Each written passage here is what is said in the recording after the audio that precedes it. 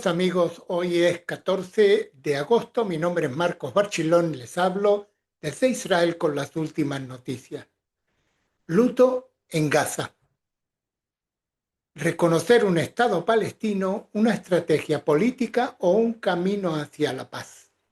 Miren, debido a que hay poca actividad en lo que es el tema de Gaza y que por lo visto, las fuerzas de defensa de Israel se están, por un lado, preparando para ese ataque, para entrar a la ciudad de Gaza, y por otro lado, parece ser que hay algún tipo de negociaciones. No quiero de ninguna forma hacerles perder el tiempo con este tipo de noticias que hasta el momento no nos lleva a ningún sitio. Por consiguiente, les quiero poner al tanto de cosas que pasaron hace mucho tiempo y realmente se descubre la verdad hoy en día. Les voy a volver a hablar de Gaza, pero en los tiempos que Israel estaba en Gaza y tenía una serie de asentamientos en Gaza como Gush Katif. Y esto es algo que he encontrado en Israel Hayom y es un resumen de David Weinberg que les quiero traer para que ustedes se den cuenta cómo llegamos a lo que hemos llegado hoy en día. Mientras lamentamos la pérdida de las víctimas israelíes en la incursión de Hamas del 7 de octubre en Israel, los soldados israelíes muertos en combate contra Hamas, los palestinos atrapados en el fuego cruzado y hambrientos a manos de Hamas, y la devastación en Israel y Gaza, no olvidemos una causa clave del desastre actual: la retirada de Gaza del primer ministro Ariel Sharon en el año 2005 y la consiguiente expulsión de los colonos de Gush Katif. Qué tremendo error estratégico fue aquello. La errónea y desgarradora retirada israelí de lo que se cumplen ahora 20 años esta semana inspiró la masacre del 7 de octubre. No solo le dio a Hamas una oportunidad de tomar el control de Gaza, excavar túneles de ataque y armarse hasta los dientes, sino que también le dio la motivación y la confianza para aplastar a Israel. El hecho de que el supuesto hombre fuerte israelí, el general Ariel Sharon, huyera de Gaza a toda prisa ante el terrorismo palestino y aplastara brutalmente al sector de los colonos israelíes, fortaleció a los extremistas en la sociedad palestina y condujo el colapso de la disuasión israelí. En ese particular momento, el argumento de Sharon que tras abandonar Gaza, Israel gozaría de un apoyo abrumador del mundo para aplastar decisivamente el terrorismo palestino residual de Gaza, resultó ser un completo disparate. Hasta hace poco el mundo nunca apoyó realmente la acción militar israelí contra el Estado palestino yihadista surgido en Gaza. E incluso hoy muchos líderes mundiales se niegan a reconocer las evidentes amenazas existenciales que cualquier Estado palestino en Judea, en Samaria y Gaza representaría para Israel en el futuro previsible. En definitiva, quienes comprendieron en tiempo real que la retirada israelí sería un desastre para israelíes y palestinos por igual, tenían toda la razón del mundo. La derecha, resiliente, sabía que la devastación de Gush Katif era un golpe mortal para el sionismo y la seguridad israelí. La izquierda, sensata, sabía que una retirada unilateral reforzaría a los peores elementos de la sociedad palestina. Si todo esto era tan doloroso, obvio, ¿por qué Sharon obtuvo el apoyo inmediato de tantos israelíes? La respuesta creo es que la iniciativa de desconexión fue una muestra incisiva de los impulsos sombríos y vengativos de la política israelí. No se trataba ni en realidad principalmente de la paz con los palestinos, en la que Sharon ciertamente no creía, sino que lamentablemente de aplastar el sionismo religioso. Reflexionen sobre esta historia del miserable agosto de 2005. Esto ocurrió varios días después de la violenta expulsión de israelíes de las magníficas ciudades de Gush Katif y del saqueo palestino de las espectaculares granjas e invernaderos que Israel abandonó deliberadamente para beneficio palestino. Este señor que escribió este artículo dice que recibí en aquel momento a un grupo de 14 editores periodistas canadienses. El grupo se reunió con sus colegas de todos los periódicos israelíes. Y ustedes, decía, los canadienses, probablemente piensen que la retirada es algo positivo porque ahora los palestinos podrán construir un Estado próspero en Gaza y demostrar a Israel y al mundo que pueden vivir en paz junto a Israel. Pero no es eso, retiró Landau, desestimando la situación con un gesto en la mano. Esto no es lo que hace que la retirada sea importante y probablemente piensen que para mí la retirada es muy buena porque mis hijos ya no tendrán que hacer servicio militar patrullando los callejones de Jan Yunes y Jebalia. Pero no es eso, proclamó, agitando las manos furiosas y burlonamente. No es lo que hace que la retirada sea importante. De hecho, no es importante en absoluto.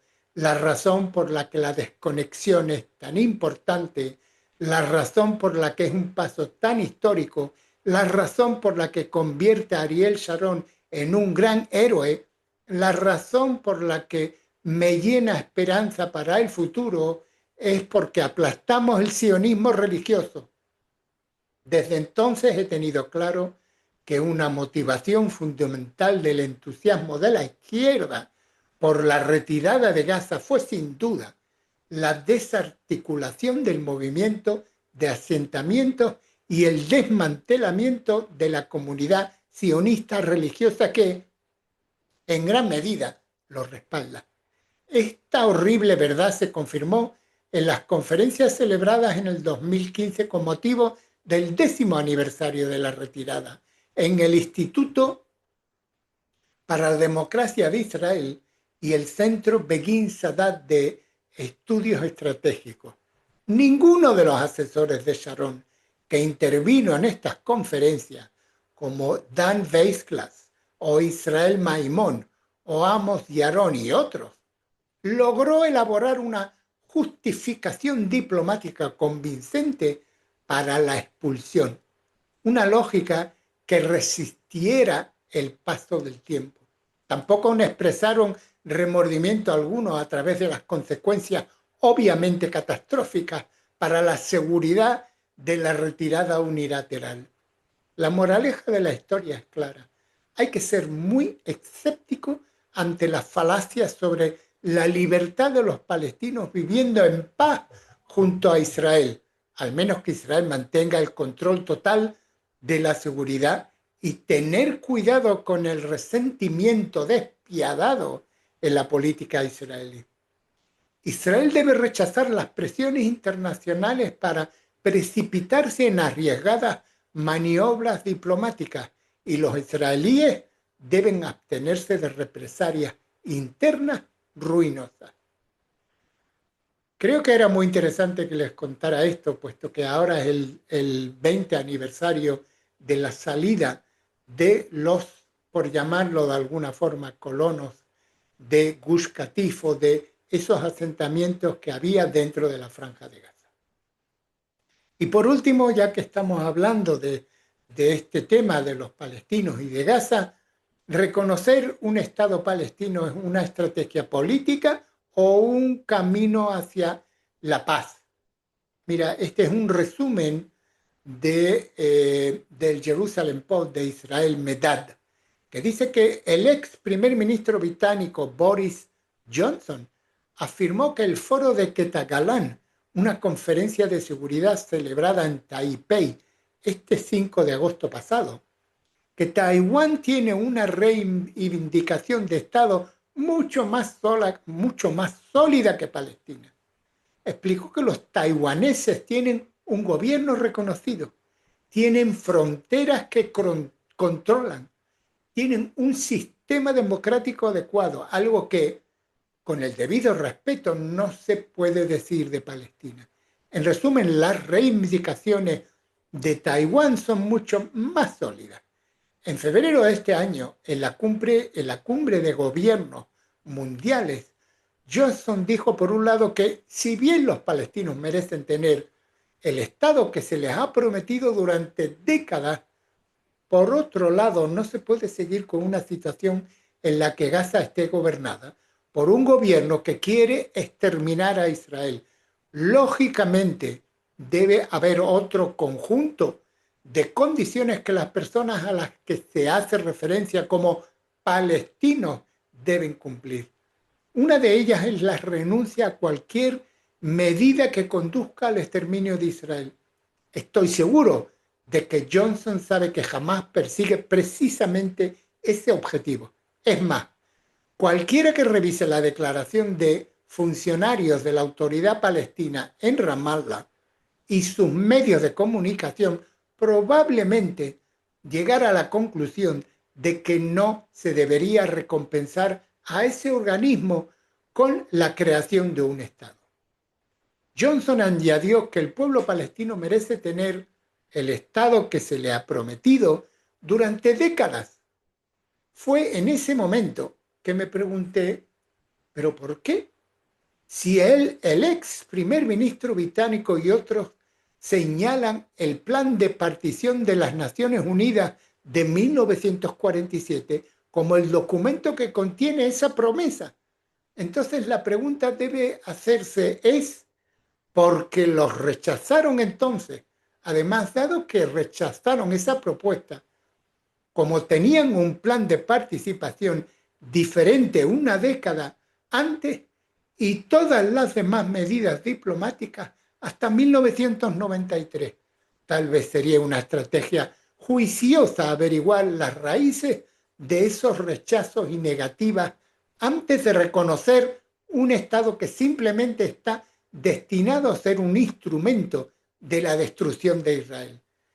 En su informe sobre las palabras de Johnson en Taiwán, Allegra Mendelssohn, corresponsal de Telegraph en Asia, expuso un grave problema que enfrenta quienes informan y comentan sobre Israel, una profunda ignorancia. Informó a sus lectores que Palestina es un estado bajo ocupación. Para decirlo de manera generosa y sencilla, la joven no tiene un dominio total del tema sobre lo que escribe.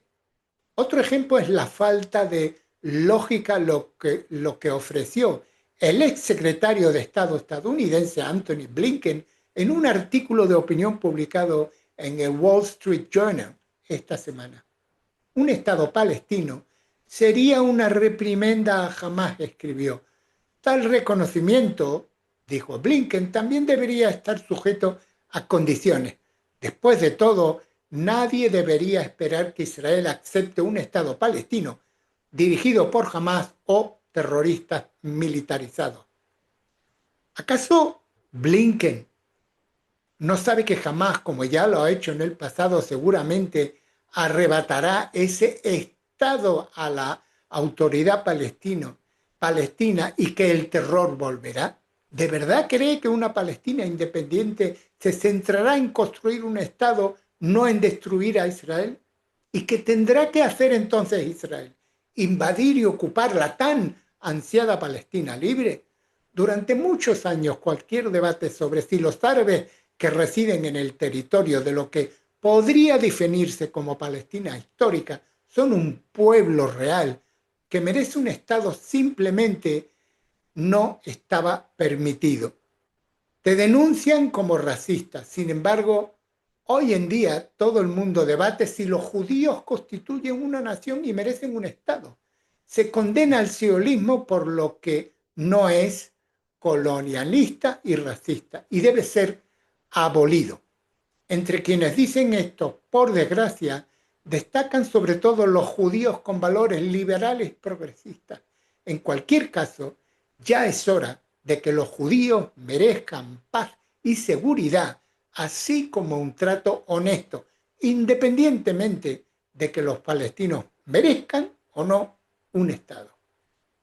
Me era importante el comunicarles esto porque poco a poco vean toda esta hipocresía de un Estado palestino. Nada más por el día de hoy. Mi nombre es Marcos Bachilón, les hablo desde Israel y les deseo un cordial o les envío un cordial saludo a todos ustedes.